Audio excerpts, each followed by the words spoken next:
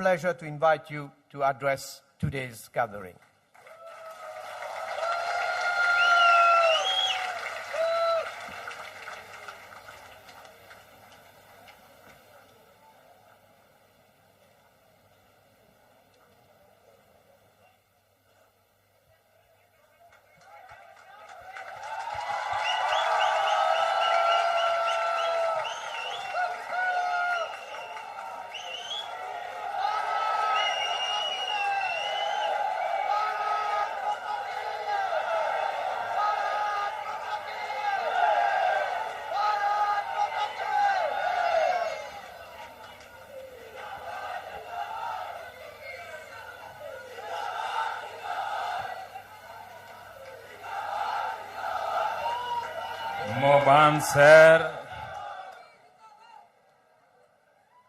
Mobanser, Ban frères Mauriciens,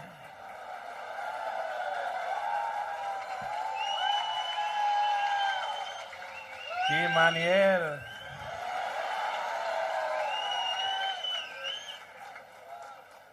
mo extra conto qui moi ici avec Jot.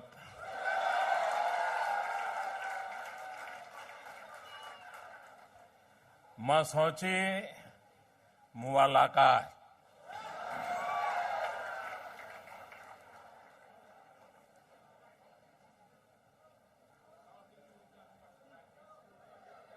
इतनी बारिश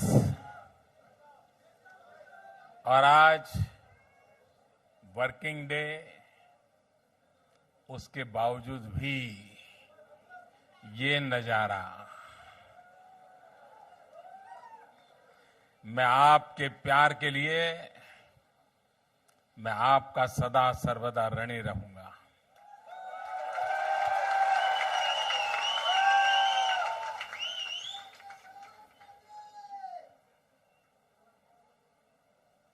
मैं इतना जरूर कह सकता हूं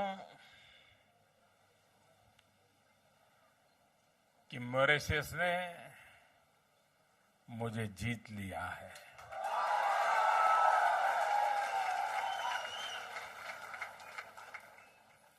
अपना बना लिया है।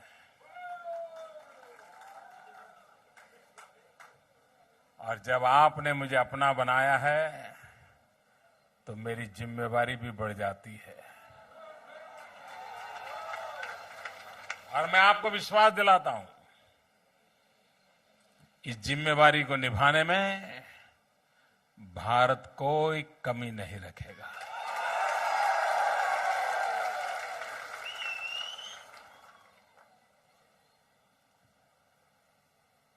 मैं मॉरिशस के सभी नागरिकों का अभिनंदन करता हूं।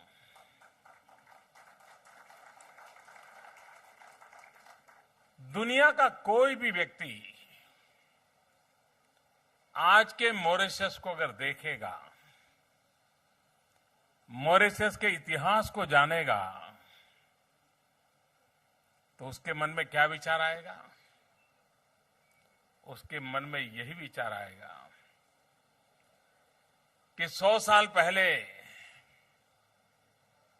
जो यहां मजदूर बन के आए थे, जिनको लाया गया था, उन लोगों ने इस धरती को कैसा नंदनवन बना दिया है।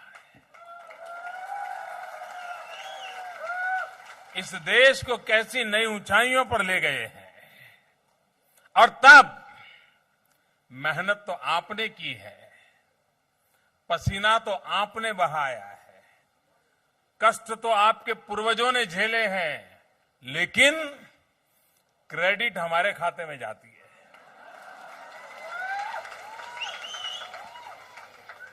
क्योंकि हर किसी को लगता है भाई ये कौन लोग हैं? वो जो हिंदुस्तान से आए थे ना, वो है।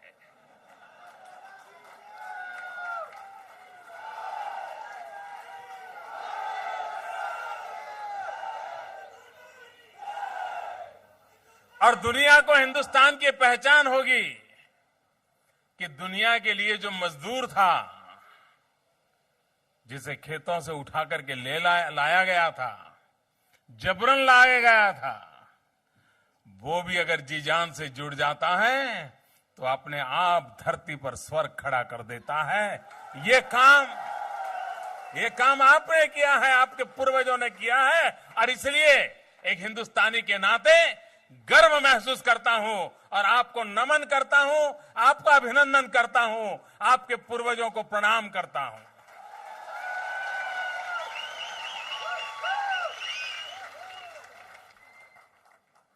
कभी कभार आम अच्छा है कि नहीं है, ये देखने के लिए सारे आम देखने नहीं पड़ते हैं। एक आध आम देख लिया तो पता चल जाता है, हाँ भाई फसल अच्छी है। अगर दुनिया मॉरिशस को देख ले तो उसको विश्वास हो जाएगा हिंदुस्तान कैसा होगा,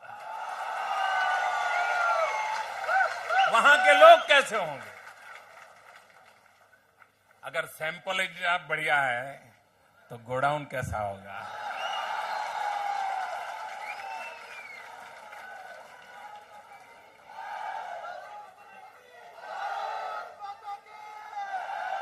और इसलिए विश्व के सामने आज भारत गर्व के साथ कह सकता है कि हम उस महान विरासत की परंपरा से पले हुए लोग हैं जो एक ही मंत्र लेकर के चले हैं। जब दुनिया में भारत सोने की चिड़िया कहलाता था, जब दुनिया में सी संस्कृत समाज के रूप में भारत की पहचान थी, उस समय भी उस धरती के लोगों ने कभी दुनिया पर कब्जा करने की कोशिश नहीं की थी। दूसरे का छीनना ये उसके खून में नहीं था।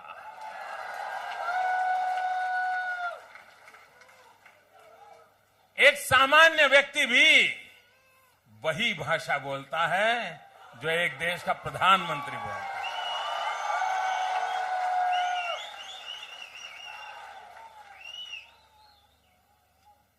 इतनी विचारों की साम्यता, सहजता ऐसे नहीं आती, किताबों से नहीं आती है, ये हमारे रक्त में भरा पड़ा है, हमारे संस्कारों में भरा पड़ा है। और हमारा मंत्र था वसुधैव कुटुंबकम। पूरा विश्व हमारा परिवार है। इस तत्व को लेकर के हम निकले हुए लोग हैं और इसी के कारण आज दुनिया के किसी भी कोने में भारतीय मूल का कोई व्यक्ति गया है तो उसने किसी को पराजित करने की कोशिश नहीं की है, हर किसी को जीतने का प्रयास किया है, अपना बनाने का प्रयास किया है। 2014 का साल मॉरिशस के लिए भी महत्वपूर्ण था, भारत के लिए भी महत्वपूर्ण था। भारत में बहुत सालों से मिली जुली सरकारें बना करती थी, गठबंधन की सरकार बनती थी, एक पैर उसका तो एक पैर इसका, तो एक हाथ उसका तो एक हाथ उसका। मॉरिशस का भी वही हाल था। यहां पर भी मिली जुली सरकार बना करती थी। 2014 में जो हिंदुस्तान के नागरिकों ने सोचा वही मॉरिशस के नागरिकों ने सोचा। हिंदुस्तान के नागरिकों ने 30 साल के बाद एक पूर्ण बहुमत वाली स्थिर सरकार बनाई, मॉरिशस के लोगों ने भी पूर्ण बहुमत वाली स्थिर सरकार दी।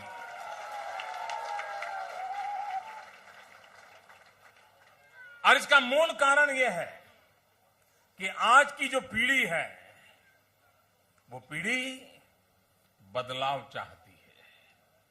आज जो पीढ़ी है वह विकास चाहती है। आज जो पीढ़ी है वो अवसर चाहती है, उपकार नहीं।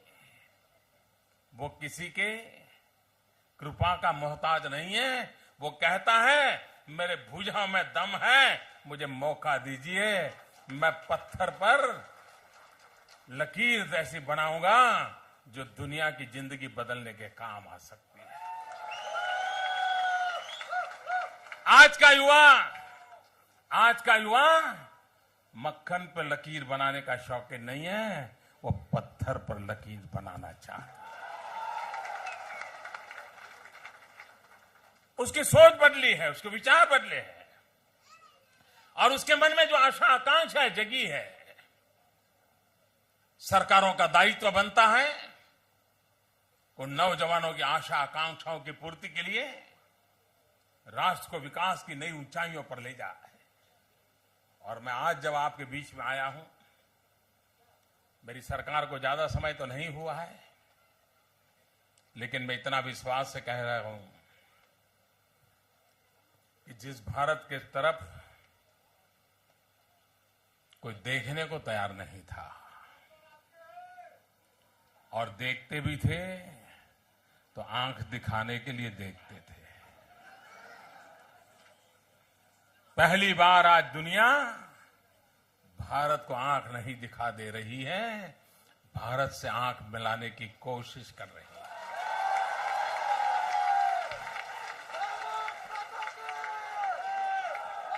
125 करोड़ का देश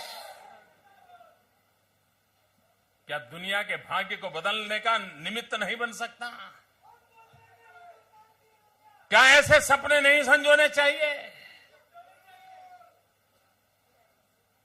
सर्वजन हिताय सर्वजन सुखाय जगत हिताय च, जिस मंत्र को लेकर के हमारे पूर्वजों ने हमें पाला पोषा है, क्या समय की मांग नहीं है कि हम अपने पुरुषार्थ से, अपने पराक्रम से, अपनी कल्पनाशीलता से जगत को वो चीजें दें जिसके लिए जगत सदियों से तरसता रहा है? और मैं विश्वास दिलाता हूं ये ताकत उस धरती में है, उस संस्कारों में है जो जगत को समस्याओं के समाधान के लिए रास्ता दे सकते हैं। आज पूरा विश्व और विशेष करके छोटे छोटे टापुओं पर बसे हुए देश इस बात से चिंतित है कि 50 साल 100 साल के बाद उनका क्या होगा। क्लाइमेट चेंज के कारण कहीं ये धरती समंदर में समा तो नहीं जाएगी?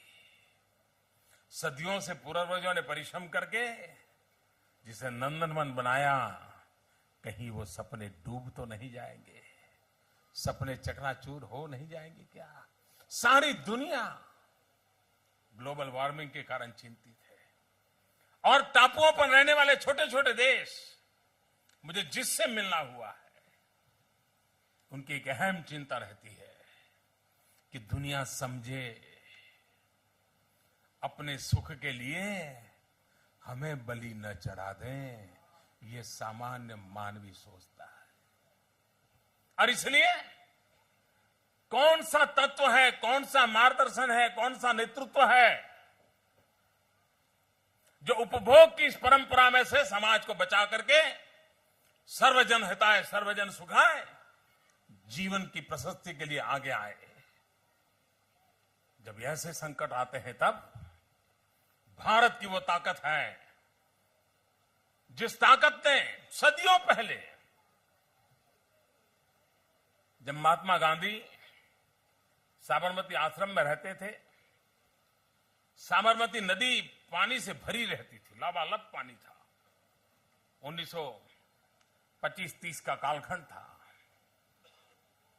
लेकिन उसके बावजूद भी अगर कोई महात्मा गांधी को पानी देता था और जरूरत से ज्यादा देता था तो गांधी जी नाराज होकर के कहते हैं, भाई पानी बर्बाद मत करो, जितना जरूरत का है उतना ही दीजिए। अगर उसको आधे गिलास की जरूरत है तो पूरा गिलास भर करके मत दीजिए। नदी भरी पड़ी थी, पानी सामने था, लेकिन सोच स्वयं के सुख की नहीं थी, सोच आने वाली पीढ़ियों के सुख की थी। और इसलिए गांधी हमें प्रशस्त करते थे कि हम उतना ही उपयोग करें जितना हमारी जरूरत है। अगर दुनिया गांधी के इस छोटे से सिद्धांत को अगर मान ले कि हम जरूरत से ज्यादा उपभोग न करें, तो क्या क्लाइमेट की संकट पैदा होगा? क्या बर्फ पिघलेगी? क्या समंदर उबलेगे? क्या और मॉरिशस जैसे देश के सामने जीने मरने का संकट पैदा होगा? क्या नहीं होगा। ये छोटा सा बात, हम उस परंपरा के लोग हैं जिस परंपरा में प्रकृति से प्रेम करना सिखाया गया है। हम ही तो लोग हैं जिन्हें पृथ्वी ये माता है, ये बचपन से सिखाया जाता है। शायद दुनिया में कोई ऐसी परंपरा नहीं होगी जो पृथ्वी ये माता है ये संकल्प कराती हो।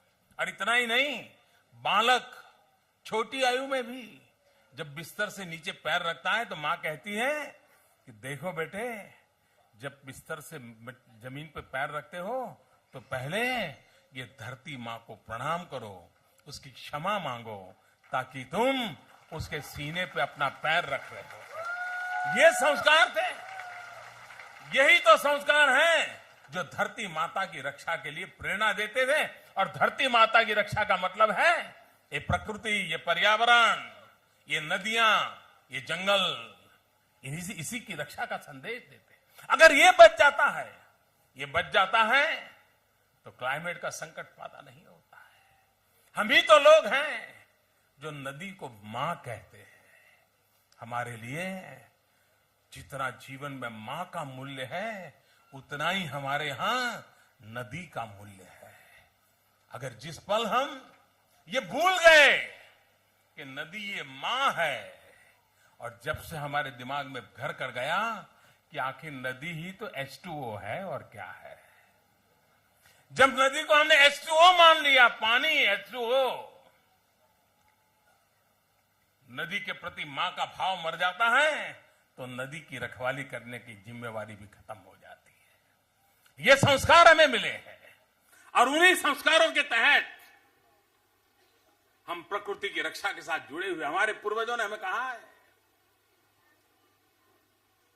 मनुष्य को प्रकृति का दोहन करना चाहिए। कभी आपने बछड़े को उतना ही दूध पीते हुए देखा होगा जितना कि बिछड़े को जरूरत होगी। कभी मां को काटने का, गाय को काटने का प्रयास कोई नहीं करता है। और इसलिए प्रकृति का भी दोहन होना चाहिए, प्रकृति का शोषण नहीं होना चाहिए। मिल्किंग ऑफ नेचर हमारे यहां कहा गया है, exploitation of the nature is a crime. अगर ये विचार और ये आदर्शों को लेकर के हम चलते हैं तो हम मानव जिस संकट को जूझ रहा है उस संकट से बचाने का रास्ता दे सकते हैं। हम वो लोग हैं जिन्होंने पूरे ब्रह्मांड को एक परिवार के रूप में माना है। आप देखिए, छोटी छोटी चीजें होती हैं लेकिन जीवन को कैसे बनाती है। पूरे ब्रह्मांड को परिवार मानना ये किताबों से नहीं, परिवार के संस्कारों से समझाया गया है। बच्चा छोटा होता है ना, तो मां उसको खुले मैदान में ले जाकर के कहती है कि देखो बेटे, ये जो चांद दिखता है ना, ये चांदा है ना, तेरा मामा है। कहता है कि नहीं कहते? आपको भी कहा था कि नहीं कहा था? क्या दुनिया में कभी सुना है जो कहता है सूरज तेरा दादा है, चांदा तेरा मामा है, यानी पूरा ब्रह्मांड तेरा परिवार है। ये संस्कार जिस धरती से मिलते हैं वहां प्रकृति के साथ कभी संघर्ष नहीं हो सकता है, प्रकृति के साथ समन्वय होता है। और इसलिए आज विश्व जिस संकट को झेल रहा है, भारतीय चिंतन के आधार पर विश्व का नेतृत्व करने का समय आ गया है। क्लाइमेट बचाने के लिए दुनिया हमें न सिखाए, हमारे पास मॉरिशस कहेगा ज्यादा मानेगी। उसका कारण क्या है मालूम है? क्योंकि आप कह सकते हो भाई मैं मरने वाला हूं, मैं डूबने वाला हूं, तो उसका असर ज्यादा होता है। और इसलिए विश्व को जगाना, मैं इन दिनों कई ऐसे क्षेत्रों में गया हूं। मैं भी फिजी गया था। मैं फिजी में गया तो वहां भी मैं अलग अलग आइलैंड के छोटे छोटे देशों से मिला था, और पूरा समय उनकी यही पीड़ा थी, यही दर्द था, कोई तो हमारी सुने, कोई तो हमें बचाए, कोई तो हमारे आने वाली पीढ़ियों की रक्षा करे। और जो दूर का सोचते हैं उन्होंने आज से शुरू करना पड़ता है।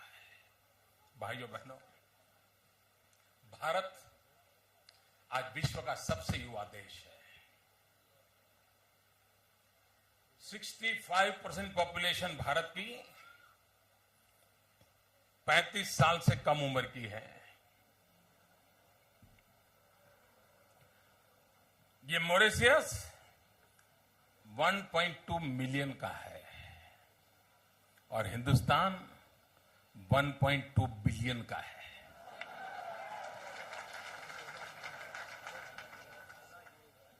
और उसमें 65% जनसंख्या 35 साल से कम है। पूरे विश्व में युवा शक्ति एक अनिवार्यता बनने वाला है। दुनिया को वर्कफोर्स की जरूरत पड़ने वाली है। कितना ही ज्ञान हो, कितना ही रुपये हो, कितने ही डॉलर हो, पाउंड हो, संपत्ति के भंडार हो, लेकिन अगर युवा पीढ़ी के भुजाओं का बल नहीं मिलता है तो गाड़ी वहीं अटक जाती है। और इसलिए दुनिया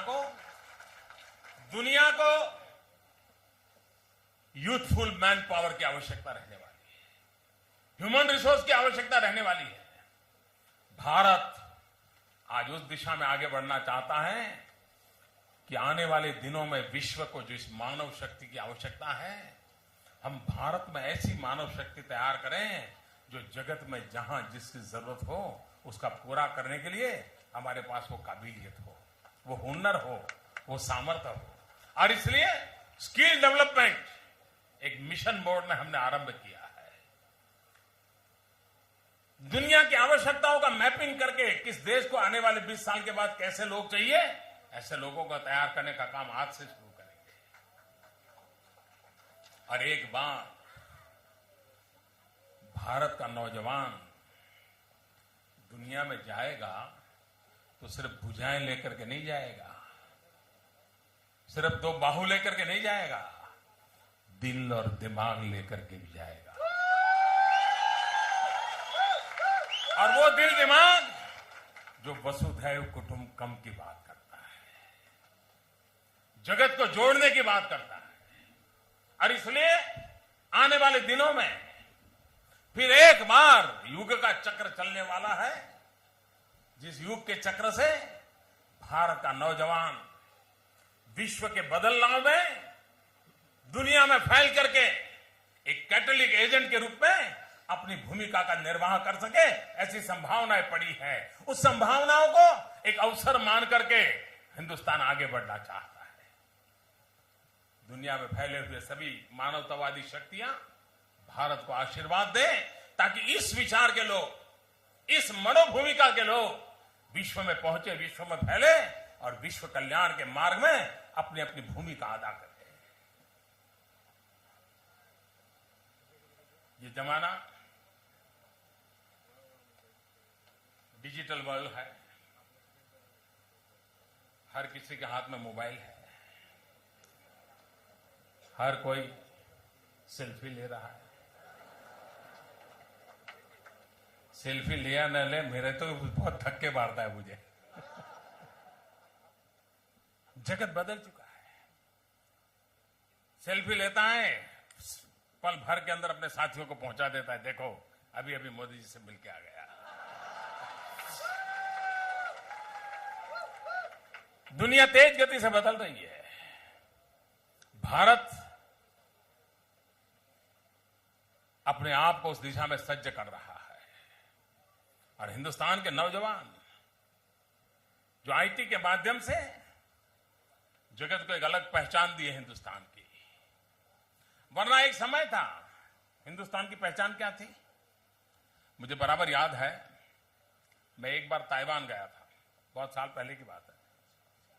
ताइवान सरकार के निमंत्रण पे गया था। तब तो मैं कुछ था नहीं, मुख्यमंत्री वगैरह कुछ नहीं था, ऐसे ही जैसे एक बार यहां मॉरिशस आया था। कुछ लोग हैं जो मुझे पुराने मिल गए आज। तो 5-7 दिन का मेरा टूर था। तो एक उनका कंप्यूटर इंजीनियर था, वो मेरा इंटरप्रेटर था, वहां की सरकार ने लगाया था।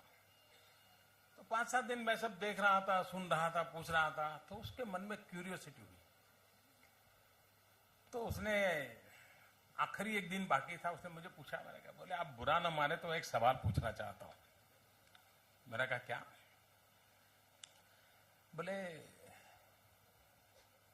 आपको बुरा नहीं लगेगा ना? मैं कहा यार पूछ लो भाई, लगेगा तो लगेगा, लेकिन तू पूछ लो, तेरे मन में रहेगा तो मुझे बुरा लगेगा। फिर नहीं कर, वो बेचारा भागता रहा। मैंने फिर आग्रह किया, मैंने कहा बैठो, मुझे बताओ क्या है। तो उसने मुझे पूछा कि साहब मैं जानना चाहता हूं, क्या हिंदुस्तान आज भी सांप सपेरों का देश है क्या? जादू टोना वालों का देश है क्या? काला जादू चलता है क्या हिंदुस्तान में? बड़ा बेचारा डरते डरते मुझे पूछ रहा था। मैंने कहा नहीं यार, अब वो जमाना चला गया, अब हम लोगों में वो दम नहीं है। हम अब सांप से नहीं खेल सकते। अब तो हमारा डिवोल्यूशन इतना हो गया कि हम माउस से खेलते हैं।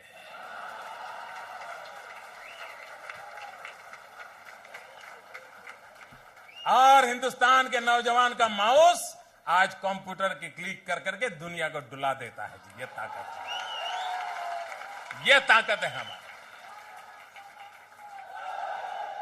हमारे नौजवानों ने कंप्यूटर पर करामत करके विश्व में हमारी एक अलग पहचान बनाई है। विश्व को भारत की तरफ देखने का नजरिया बदलना पड़ा है। उस सामर्थ्य के भरोसे हिंदुस्तान को भी हम आगे बढ़ाना चाहते। एक जमाना था जब मार्क्स की थियरी आती थी तो कहते थे हैव्स एंड हैव नॉट, उसकी थियरी चलती थी। वो कितनी कामगार हुई, उस विचार का क्या हुआ, वो सारी दुनिया जानती है। मैं उसकी गहराई में नहीं जाना चाहता, लेकिन मैं एक बात कहना चाहता हूं। आज दुनिया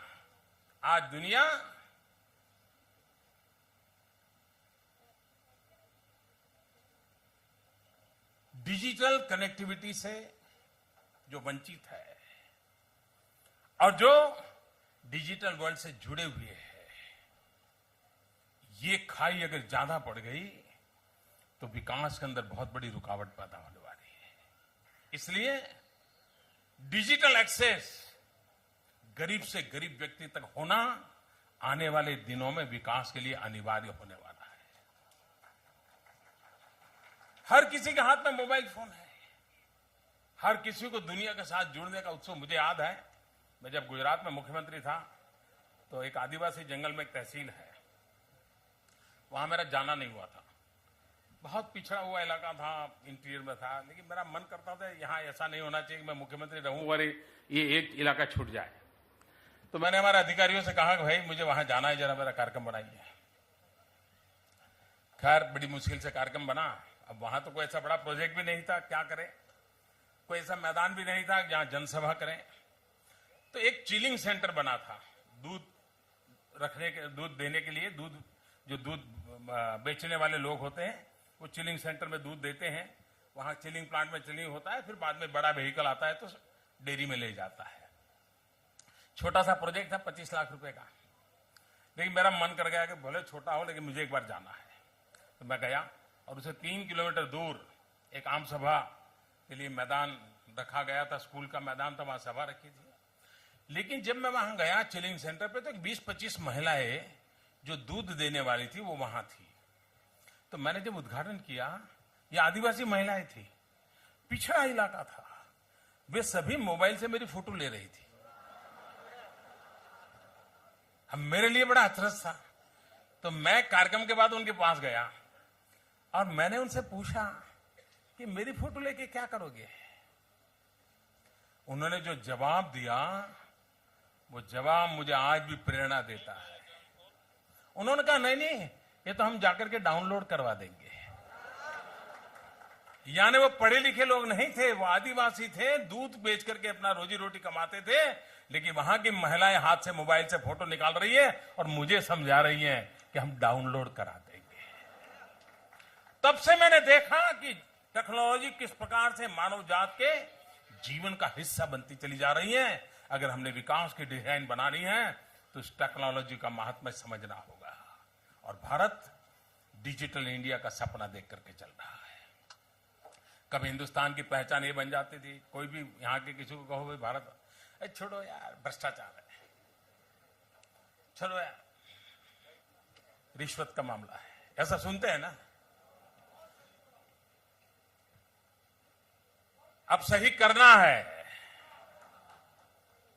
अभी अभी आपने सुना होगा, ये अखबार में बहुत कम आया है, वैसे बहुत सी अच्छी चीजें होती हैं जो अखबार टीवी में बहुत कम आती है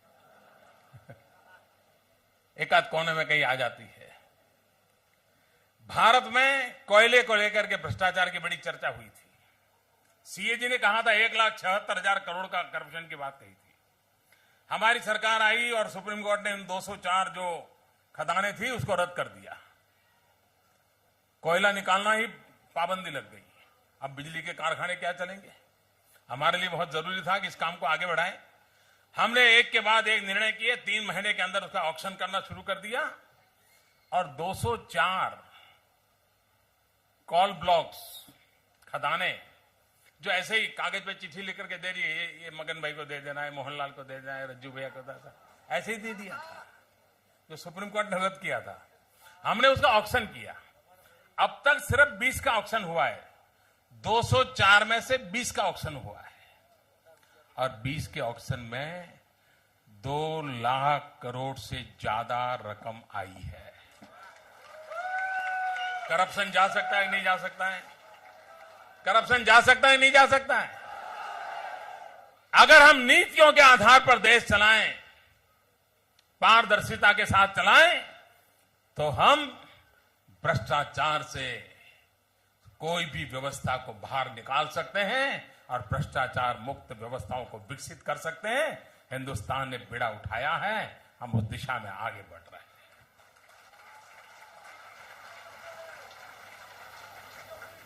भारत विकास की नई ऊंचाइयों पर जा रहा है। भारत ने एक सपना देखा है, मेक इन इंडिया। हम दुनिया को कह रहे हैं आइए हिंदुस्तान में पूंजी लगाइए, हिंदुस्तान में मैन्युफैक्चरिंग कीजिए। भारत में आपको लो कॉस्ट मैन्युफैक्चरिंग होगा, स्किल मैन पावर मिलेगा, जीरो मेंटेनेंस लॉस का माहौल मिलेगा, रेड टेप की जगह पर रेड कारपेट मिलेगा। आइए आप अपना नसीब आजमाइए। और मैं देख रहा हूं आज दुनिया का भारत में बहुत रुचि लगने लगी। दुनिया के सारे देश, उनको लगता है हाँ भारत एक जगह है जहां हम पूंजी निवेश कर सकते हैं, वहां मैन्युफैक्चरिंग करेंगे और दुनिया के अंदर एक्सपोर्ट करेंगे। बहुत बड़ी संभावनाएं के साथ देश विकास की नई ऊंचाइयों को पार कर रहा है। मुझे विश्वास है कि आप जो सपने देख रहे हो कहीं पर भी बैठे होंगे, लेकिन आप आज कहीं पर भी क्यों न हो, लेकिन कौन बेटा है जो मां को दुखी देखना चाहता है। सदियों पहले भले वो देश छोड़ा हो, लेकिन फिर भी आपके मन में रहता होगा कि भारत मेरी मां है, मेरी मां कभी दुखी नहीं होनी चाहिए। ये आप भी चाहते होंगे। जो आप चाहते हो, आप यहां आगे बढ़िए, प्रगति कीजिए और आपने जो भारत मां की जिम्मेवारी हमें दी है, हम उसको पूरी तरह निभाएंगे ताकि कभी आपको ये चिंता न रहे कि आपकी भारत मां का हाल क्या है। ये मैं विश्वास दिलाने आया हूं। ये मैं विश्वास दिलाने आया हूं। मैं कल से यहां आया हूं। जो स्वागत सम्मान हुआ है, जो प्यार दिया है, इसके लिए मैं मॉरिशस का बहुत आभारी हूं, यहां की सरकार का आभारी हूं, प्रधानमंत्री जी का आभारी हूं, आप सबका बहुत आभारी हूं। और आपने जो स्वागत किया, सम्मान किया, इसके लिए मैं फिर एक बार धन्यवाद करता हूं। और आज 12 मार्च आपका नेशनल डे, इंडिपेंडेंस डे, और 12 मार्च 1930 महात्मा गांधी साबरमती आश्रम से चले थे दांडी की यात्रा करने के लिए। और वो दांडी यात्रा कोई कल्पना नहीं कर सकता था कि नमक सत्याग्रह पूरे दुनिया के अंदर एक नई क्रांति ला सकता है। जिस 12 मार्च को दांडी यात्रा का प्रारंभ हुआ था, उसी 12 मार्च को महात्मा गांधी से जुड़े हुए पर्व से मॉरिशस की आजादी का पर्व है